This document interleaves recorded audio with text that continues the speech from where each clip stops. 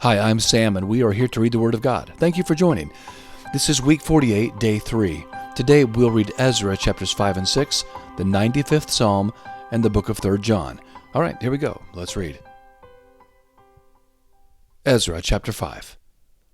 Now the prophets, Haggai the prophet and Zechariah the son of Iddo, prophesied to the Jews who were in Judah and Jerusalem. They prophesied to them in the name of the God of Israel. Then Zerubbabel the son of Shealtiel and Jeshua the son of Jozadak rose up and began to build God's house, which is at Jerusalem, and with them were the prophets of God, helping them.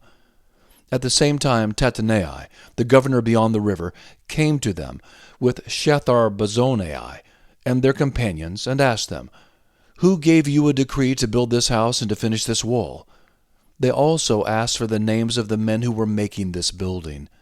But the eye of their God was on the elders of the Jews, and they didn't make them cease until the matter should come to Darius, and an answer should be returned by letter concerning it. The copy of the letter that Tattenai, the governor beyond the river, and Shethar-Bozenai and his companions, the Aphrasikites, who were beyond the river, sent to Darius the king, follows. They sent a letter to him, in which was written, "To Darius the king, all peace.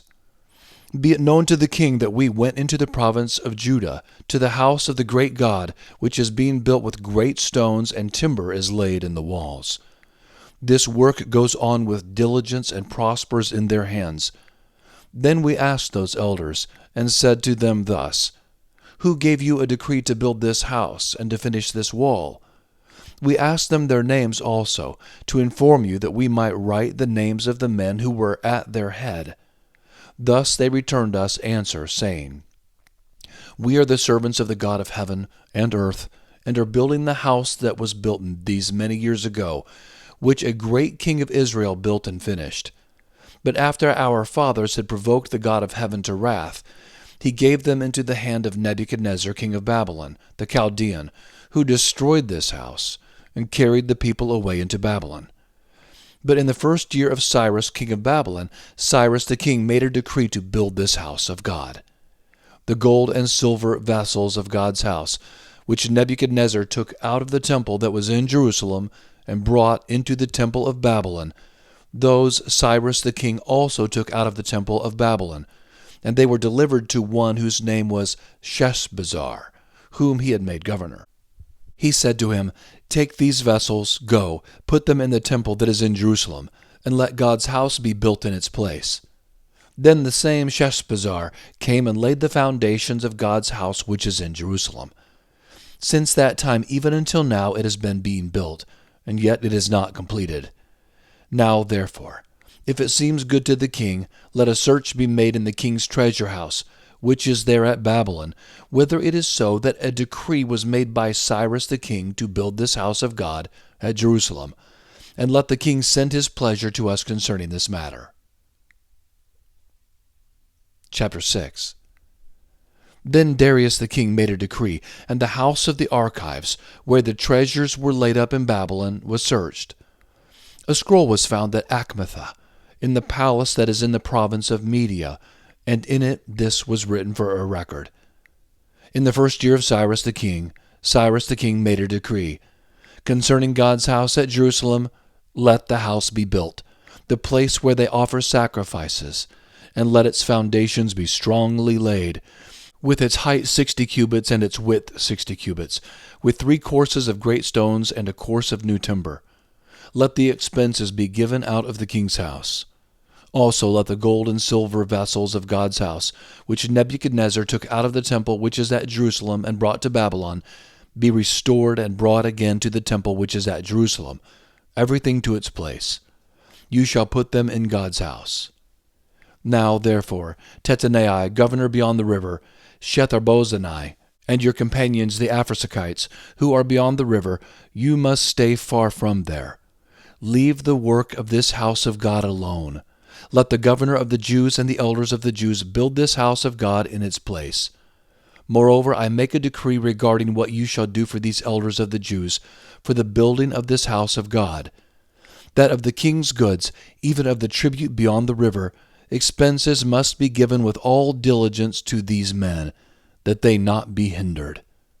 That which they have need of, including young bulls, rams, and lambs, for burnt offerings to the God of heaven, also wheat, salt, wine, and oil, according to the word of the priests who are at Jerusalem, let it be given them day by day without fail, that they may offer sacrifices of pleasant aroma to the God of heaven, and pray for the life of the king and of his sons.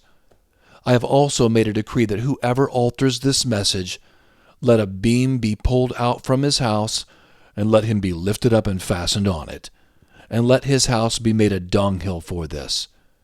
May the God who has caused his name to dwell there overthrow all kings and peoples who stretch out their hand to alter this, to destroy this house of God which is at Jerusalem. I, Darius, have made a decree. Let it be done with all diligence. Then Tattenai, the governor beyond the river, Shethar-bozenai, and their companions did accordingly with all diligence, because Darius the king had sent a decree. The elders of the Jews built and prospered through the prophesying of Haggai the prophet and Zechariah the son of Iddo. They built and finished it, according to the commandment of the God of Israel, and according to the decree of Cyrus, Darius, and Artaxerxes king of Persia. This house was finished on the 3rd day of the month Adar, which was in the 6th year of the reign of Darius the king. The children of Israel, the priests, the Levites, and the rest of the children of the captivity kept the dedication of this house of God with joy. They offered at the dedication of this house of God 100 bulls, 200 rams, 400 lambs, and for a sin offering for all Israel, 12 male goats according to the number of the tribes of Israel. They set the priests in their divisions and the Levites in their courses for the service of God which is at Jerusalem, as it is written in the book of Moses. The children of the captivity kept the Passover on the 14th day of the 1st month. Because the priests and the Levites had purified themselves together, all of them were pure. They killed the Passover for all the children of the captivity, for their brothers the priests, and for themselves. The children of Israel, who had returned out of the captivity, and all who had separated themselves to them from the filthiness of the nations of the land to seek the Lord, the God of Israel, ate, and kept the feast of unleavened bread 7 days with joy, because the Lord had made them joyful, and had turned the heart of the king of Assyria to them, to strengthen their hands in the work of God, the God of Israel's house. And now Psalms chapter 95. O come, let's sing to the Lord. Let's shout aloud to the rock of our salvation. Let's come before his presence with thanksgiving. Let's extol him with songs. For the Lord is a great God, a great King above all gods. In his hand are the deep places of the earth. The heights of the mountains are also his. The sea is his, and he made it. His hands formed the dry land. Oh, come, let's worship and bow down. Let's kneel before the Lord, our Maker, for he is our God. We are the people of his pasture and the sheep in his care. Today, oh, that you would hear his voice. Don't harden your heart as at Meribah, as in the day of Massah in the wilderness, when your fathers tempted me, tested me, and saw my work. 40 long years I was grieved with that generation, and said, they are a people who err in their heart. They have not known my ways. Therefore I swore in my wrath, they won't enter into my rest. All right, and now 3 John. The elder to Gaius the beloved, whom I love in truth.